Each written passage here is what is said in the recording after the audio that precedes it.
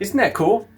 This is a scale model of an Orion 10-inch Dobsonian that I found on Thingiverse. I'll put the name of the person who made this down in the description box. Welcome back to the Reflector channel. I'm happy to say that I got a real studio light this time. I don't have to use the one that I've been using for about 3 years. I think we got this from IKEA, and it has tape on it because it rings like a bell every time I talk near it. I guess we don't really need that anymore. So in this video, we're going to be hot rodding a used Orion 10-inch Dobsonian that in the last video, we actually replaced a missing threaded lug from the Spider. And funny side note, I listened to what a lot of the viewers like you said, and I tried using a hacksaw to reproduce the same part, and I found out that was a success. If you have a fine-toothed hacksaw that's 32 teeth on the blade, then you can reproduce the same part. It took me about half an hour, so it was very comparable. So if you don't have a Dremel tool, you can use a hacksaw. But this video, that's already fixed. We're gonna start adding parts and fixing up this telescope some more to make it the best that I can make here in the shop. And the goal is to do all of that for less than $100. So stay tuned. At the end of the video, we'll add up all the prices of the improvements and we'll see if I was able to keep it under $100. So let's get started. If you've ever had to move a Dobsonian, you can understand how cumbersome they can be. Now, the manufacturers do generously give you one handle. It's usually right here. This is great for picking it up and carrying it like this. But what if you just want to pick it up a little bit and move it over? Or what if the telescope is already mounted and you want to pick that up and move it a little bit? Well, it sure would be great if there were handles on the side. And I don't know why the manufacturers don't do this.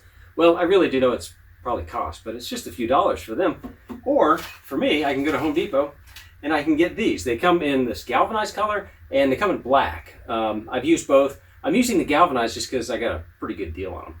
So where can you put these? Well, you could put it right here. That's one option, but this would get in the way of the tension spring that goes between the trunnion that's on the balance point of the telescope and the spring connection down here. So what we're going to do today is we're going to put it down just slightly below. So let's go ahead and mark it. I want to put it right about here, and I'm going to mark the holes with this Sharpie. But of course, black on black makes it a little bit hard to see. So we're just going to put a little bit of tape under there.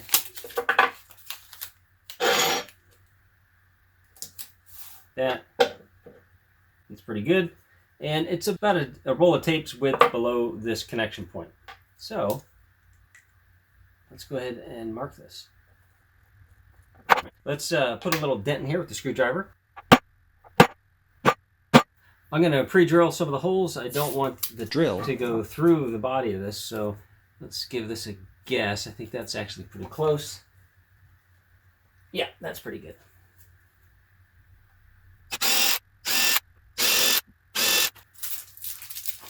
Here's the screws that it comes with. 2 hours later.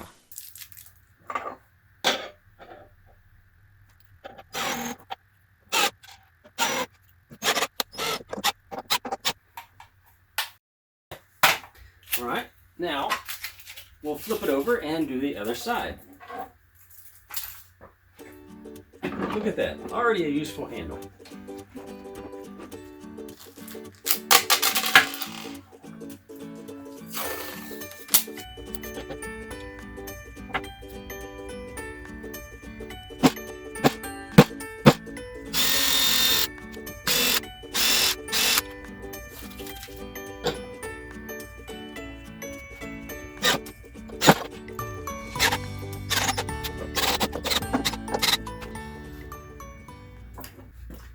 Let's call that done.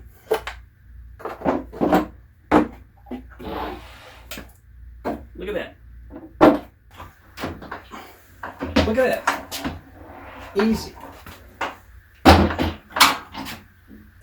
If you're enjoying this video so far, please go ahead and push the like button.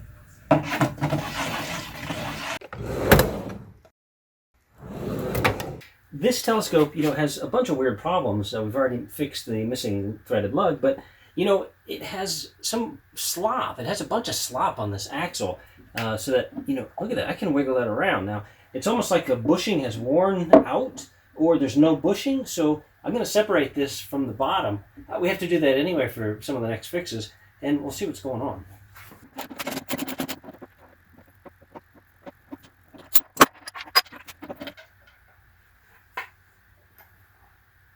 there's some kind of, there's a metal bushing here that seems to be pretty loose.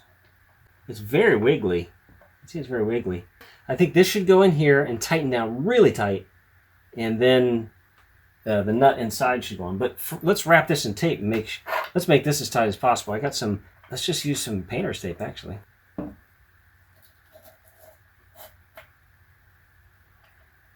It'll help out a little bit. Make sure I get it on there good.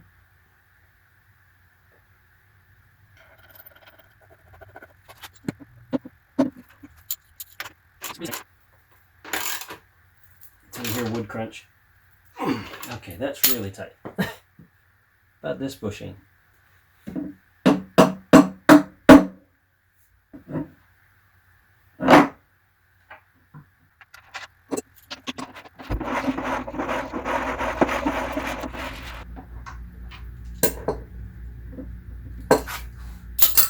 Let's give this a try.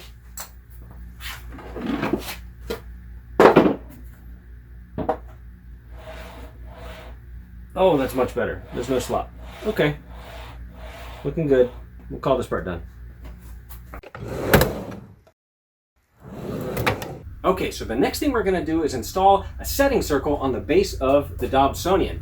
Now, to show you what I'm talking about, I pulled over my trusty 8-inch Dobsonian, which has a setting circle already installed. In fact, I put these on all of my Dobsonian telescopes. So what is a setting circle? It's simply a compass that is basically glued or taped down to the base of your telescope. In this case, I actually pinch them between the frame and the disc. But let me show you how this works. You take this out on a dark night when you're getting set up, and you make sure that the telescope is pointing due north, basically pointing towards the North Star. That works great. And then you take this arrow that's down here, it should be adjustable, and you set that to 0. That means that the telescope is basically pointing due north. It's a great start. Then you take out your handy smartphone app or whatever you use to find the azimuth angle and the elevation angle. And let's say you find an object that says the azimuth angle is at 80 degrees. So you turn this until the pointer gets to about 80 degrees. Now next up, it says that the object is at an altitude of about 45 degrees. This is where you can either use a digital inclinometer or a mechanical inclinometer. And you tilt it until you get to about 45 degrees. That's pretty close. Now you put a low power magnification eyepiece in the focuser tube, and you should be able to see your object in the view. And that is how setting circle works. So the first thing we have to do is drag the 10-inch Dobsonian over here. We're going to measure the diameter of the base and the diameter of the bolt. This is best dealt with if we take the bottom part off. So we'll set this aside. We need the diameter of this. It is roughly 55 centimeters, so 550 millimeters, or 21 3/4 of an inch. And the middle bolt hole, it's going to be metric, so it looks like it's about 10 millimeters. So let's go design it. Now that we have the diameter of the base and we have the diameter of the bolt hole, we can go to the free tool that's online and make a setting circle. Let me show you. You open up your web browser and you type in blocklayer.com/protractor-print.aspx. All right, and it brings up this interface. There's lots of ads. So here is the default protractor circle that they set up. Of course, ours, we want it to be much bigger so that it fits on our base. And I have a bunch of custom settings that I've used, that I've learned about basically through repeated use of this on various telescopes. As I mentioned, I tend to put these on all of my Dobsonians. So where do we start? Well, right up here we have the outer diameter. Let's change that to 550. You can do this in inches or millimeters, but I have everything in millimeters. So 550. And the center hole is 10 millimeters. Let's see, precision, I want that to be 1 degree. I do want 5-inch labels. There we go. It's redrawn it. Now you can scroll down and see this. So there's the center mark for the center hole. I don't want this line of degrees right here. Those are the inner marks. Yeah, that's fine. Now there's a question that comes up of which direction should these go? Should they be increasing to the right or increasing to the left? I found through experiment, because I messed up the first one I ever made. So you have to think of this as basically glued down to your telescope, and as you turn your whole telescope, say from north, which is 0, to east, which is 90, you want this arrow, which is stationary, to be pointing to the number 90. So that would only work if the numbers are increasing to the left. You want them to increase counterclockwise. So in this option here for markings, you want to choose the counterclockwise option. So this has the numbers increasing to the left. Let's fine tune the markings here. Let's say we want to keep outer marks, we want to keep double lines, and of course we're going to be looking at this from standing away from the telescope. We want to be able to read the numbers. Right now they would look upside down, so we're going to click on invert the numbers so we can read them from the outside. We're also going to want a black rim. All right. Now this is too thick, I've found. Now you might wonder, why would you want white font on black as opposed to the other way around? I've just found through experience that basically the white numbers are easier to read when they're on a black background. No center lines. I'd like that to be 10-degree center lines. Of course, we don't need this big overlap here. So let's grab the face and make that much shorter. Okay. I'd like these lines to be as thick as possible because they're easier to read at night. So I take the thickness slider and slide it all the way. Also, I forgot to check this one for the center hole up here. Let's see if we got that. So this basically shows the bolt diameter that's in the middle. All right, so this is how I usually like it. You can, of course, change any of these parameters. It's a pretty neat little tool, and it's free to anybody that wants to use it. Many thanks to the person who made this. Now we start the process of saving it. So we're going to convert this to a PDF and then save it. And you start that by clicking on the blue button up here that says Diagrams to PDF. And it's going to take you to a slightly different interface. So here it is. This is what the PDF looks like. All right. You can pick the page size.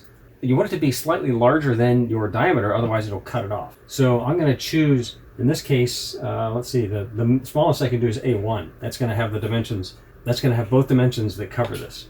So I'll choose A1. And of course, you name it something like my new setting circle.pdf. And you push the button that says all to PDF. And it should save it locally on your computer. Oh, there we go. Okay, so what it's done is it's created a PDF file. Please don't let the scale fool you. This one is actually quite large. And you would go ahead and you would export this PDF, basically save it to your local thumb drive that you have. Next up, let's go to Staples, get this printed, and get it laminated. So here I am at Staples. I've got my thumb drive with my PDF of the setting circle on it. I'm going to take it in there and ask them to print it out and get it laminated. Now, keep in mind that their laminator only goes up to 24 inches. So if yours is larger than that, you'll have to take it to a specialty sign shop to get it laminated. I had to do that when I made a setting circle for my 12-inch Dobsonian. Wish me luck. So here it is. This is the setting circle. I learned a valuable lesson. When they first printed this out, they scaled it so that it would fit on a smaller piece of paper. You'll need to tell them how wide the circle needs to be when it's finally done. Ultimately, the solution was just to print it out full scale, and they cropped it so that it fit on whatever paper they were using, and they trimmed it down and laminated it on their machine because it was less than 24 inches. Okay, let's go home and install the setting circle. All right, so here's the setting circle. It won't be here. It'll be upside down on this face right here, but let's go ahead and cut this out.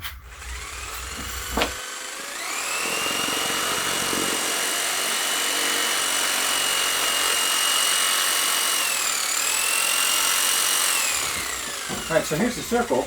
We need to mark a point on this telescope that we will consider our reference marker. So I want this to be right around 0, right here, okay? I can basically draw an imaginary line down this handle because I can assume that's centered. And let's say that looks pretty good as a 0 reference. All right.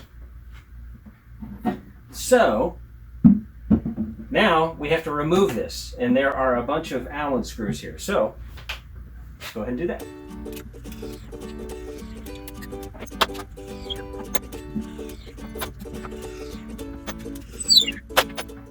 All right, so we're going to be mounting it here. This is the 0 mark. Let's get rid of this. Oh, it wants to slide. Let's fix that. If you happen to have 4 copies of Red Hope, this works as a great spacer. Look at that. Oh, here it is. There's the 0 mark. Okay. So we have to cut a few holes out. Let's get this 0 set up. Put the 0 mark right about there. Get this roughly centered. I'm going to tape it so that it doesn't move. Let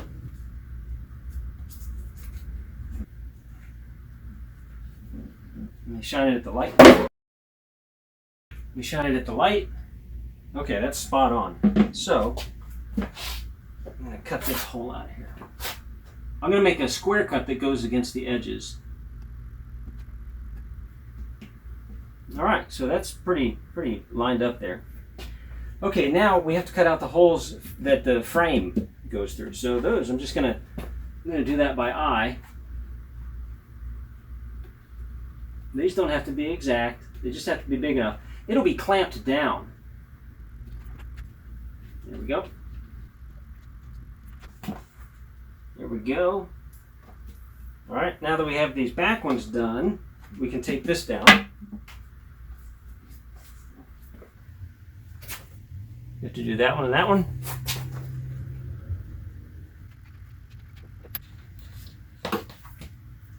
Okay.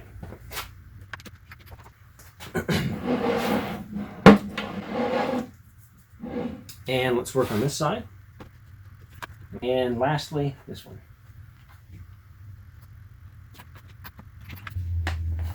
All right. So that should be all of them. I'm going to leave this tape on, and we're going to actually flip this over and reattach it. So, let's see, 0, forward, like holes.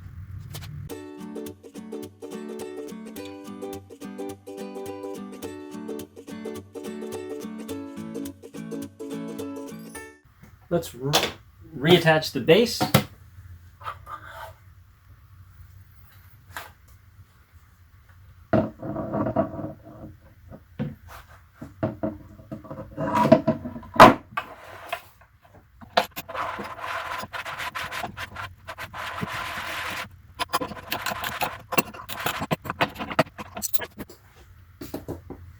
Let's flip this over.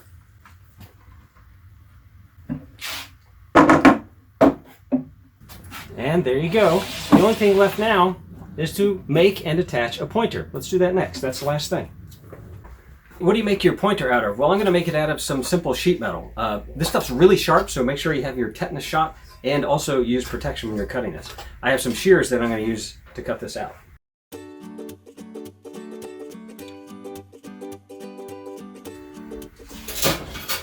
All right, I'm going to wrap the edges in electrical tape to make it just a little bit safer.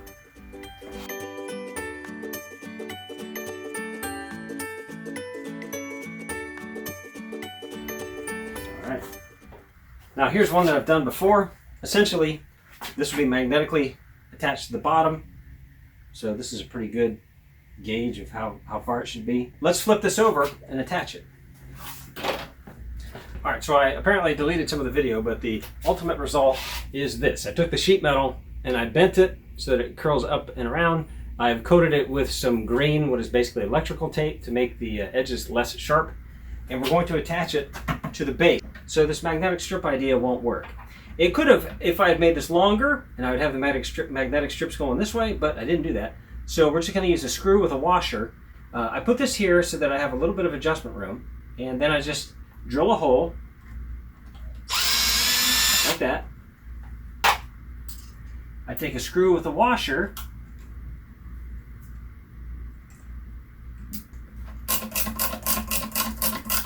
you want to get it snug but not too tight because you're going to have to be adjusting this. So let's flip this over and take a look.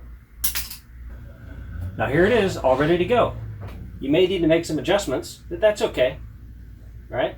As you're spinning it around, you want this to be far enough away so that it doesn't hit the frame. And we'll call this all done. So every time I get a new telescope, I evaluate how much force it takes to move it side to side. So how much it takes to push and pull. You don't want it to be too high. You want it to be buttery smooth. That's the term that we often hear. This one seems to need a little bit more pressure, but we need to actually measure it. So I have a spring scale. It's in metric. I don't have one actually in ounces, so it's going to be in grams and newtons. Let's give it a try.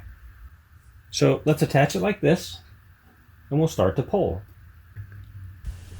You're actually going to see two forces here. The first, it's overcoming the static friction to let go, and then it'll have dynamic friction while it's moving, and that should be a little bit less. I'm going to go ahead and try this 3 times to make sure that it's fairly repeatable, and you'll see that it's basically, looks like it's around 700 to 750 grams. Let's try the other side. Now, on this side of the scale, it's marked in newtons, so we're looking for a number that's roughly around 7-ish. And we can see it's relatively repeatable in both directions.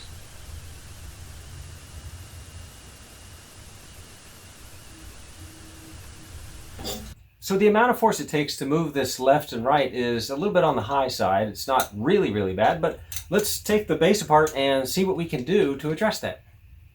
The mechanics of most Dobsonian bases are the same. They have these formica finishes. They look like a sink countertop. They have an orange peel finish to them. And on the very bottom disc, you usually have these 3 pads of Teflon. Teflon being one of the slipperiest materials ever invented. And so you put this in there, and in theory, when you turn your Dobsonian, it should be very, very low friction. And that usually is the case, especially when they're brand new. But over time, you might notice that that friction starts to increase. In fact, as we showed before, when you measure it, this actually has quite a bit of friction. Now, of course, there's 2 kinds of friction, right? There's the static friction, which is that hard force it takes to get moving. And then there's the dynamic friction, which is usually a little bit lower. So once you get it moving, it takes a little bit less force. With my telescopes, I've noticed over a long period of time that that stiction, the amount it takes just to get it moving, gets pretty high, so that you overshoot. So you'll pull, and then it'll let go, and then it will overshoot. So there are a couple ways to reduce friction. One of those is you can replace this disc material here, or you can put another coating on here. On my 8-inch Dobsonian and a couple other Dobsonians, I put a record album. That's right, an old vinyl record album. I put that here, and then the Teflon would ride on that. And it had a drastic reduction in friction, almost 50% in some of the cases. So that works really well. The only problem is you can't get vinyl albums this large. Now, what you could get in the past was this almost mythical material called ebony star. It was a laminate material that you'd put a disc of it on here, and it supposedly had very, very low friction with the Teflon bearings. Now, unfortunately, the company that made ebony star discontinued it, and as it turns out, there's a little bit of confusion about this. The old ebony star that was supposedly really good, it had what was called a surface finish number 50.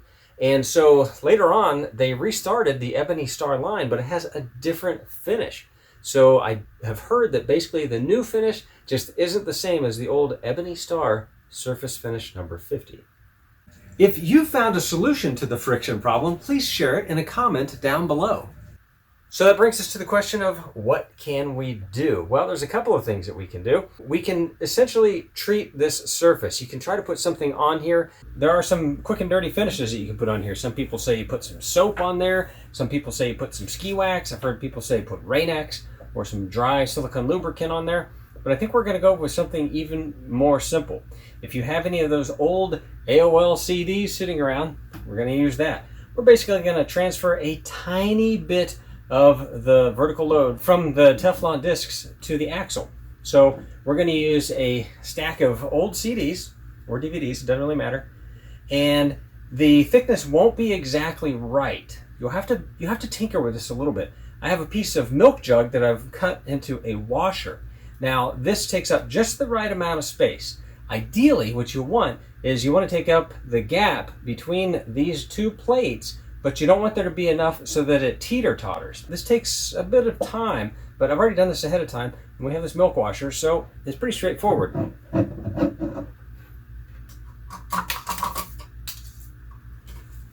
Especially if you drop it. So we'll put the washer right there, and we'll put this in here.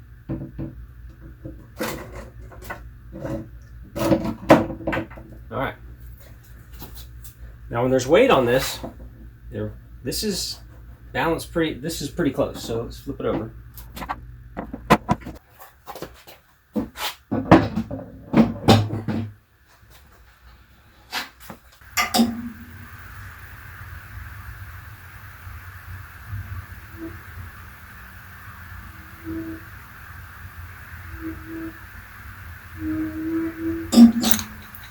Now, as you can see, we've cut the friction almost in half, and that'll last for quite some time. Now, of course, as often happens with these Dobsonians, over time the friction comes back, and you'll just have to address it once again. Now, while we're still working on the base, let's go ahead and put some wheels on this to make it mobile.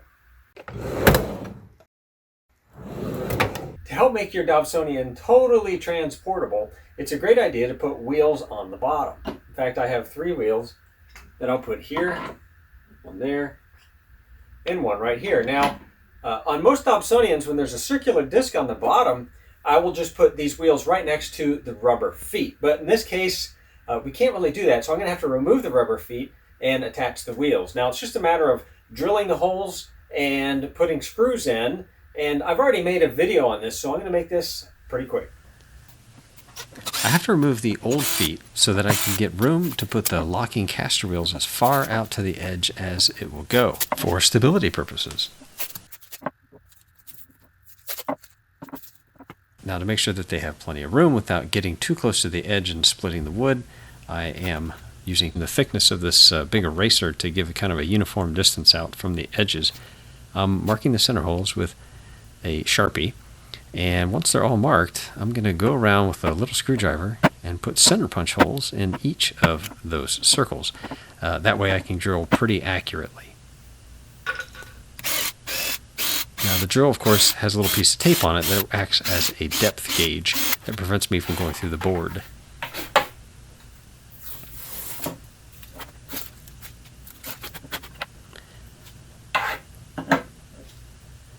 And now it's just a matter of, well, not losing any of the screws, but now it's just a matter of using the short screws to attach all 3 locking caster wheels to the baseboard.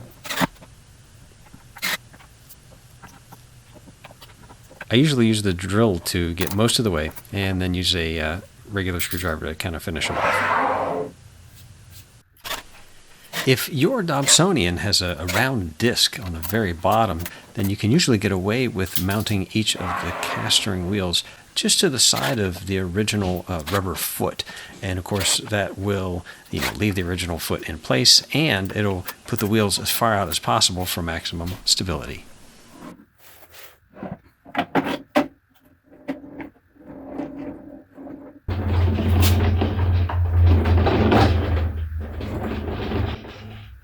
Alright, so it's really easy to move now. I have a ramp and I can take it out into the driveway and pull it back without ever having to lift anything. Of course, the handles are still there if I need to go over a step or something like that. Now, there is one question. I'm wondering if the wheels are too large. I do have smaller wheels that I can use that will actually push them out farther to the edges of the disc. These are locking casters. I think in this case we'll probably need the locking mechanism to make it even more stable once we get it out to where we're looking. But let's call this step done. I know there are some strong opinions about eyepiece trays. This one did not come with an eyepiece tray. I actually bought this used. It was painted white and I had to spray paint it. I used a semi-gloss enamel, and that seems to have created a really nice looking eyepiece tray. There's a space for one 2-inch eyepiece and 3 of the 1 1/4 eyepieces. Now, this is kind of a standard spacing. It matches up with the existing holes that came in this.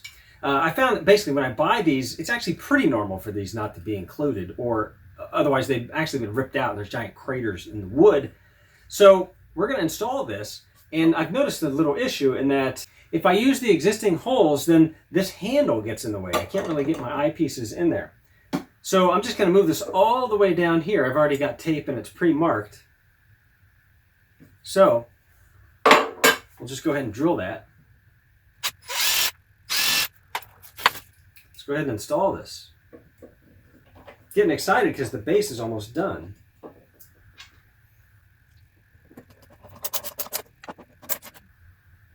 All right, eyepiece tray is installed. Last up is a two-way level. This can help you if you're using shims under the wheels or under the board itself. This will help you get it perfectly level in 2 different directions. And I put it right here is good.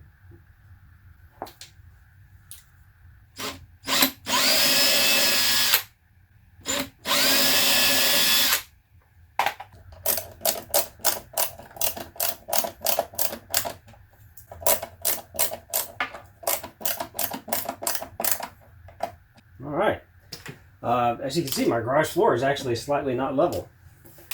We'll call this done. All right, so I have the casters locked. So we've got the level, we've got the left and right and forward and backwards level. We've got the eyepiece tray, it's on there pretty solid. We've got these lifting handles that makes it pretty awesome, that makes it pretty handy. And of course, with the wheels locked, the setting circle is still pretty rigid and works pretty good. So I think we're done hot rodding the base of this Dobsonian. I've put everything that I like to put on a Dobsonian base. You know, the setting circle, some people think that's kind of a belt and suspenders solution, especially if you've already adopted the Astro Hopper feature on your smartphone. But you know what? Some people still like to use it, so I like to still include it on the Dobsonian bases. I'm going to be dedicating the next video to completely hot rodding the telescope itself. And then we'll be done and we'll be able to see if this whole hot rodding process came in under my target of $100. Now, be sure to stay tuned because in the next video, I'm going to have an actual bag of tricks that I might be using to help out with that. So thanks for watching and clear skies, everybody.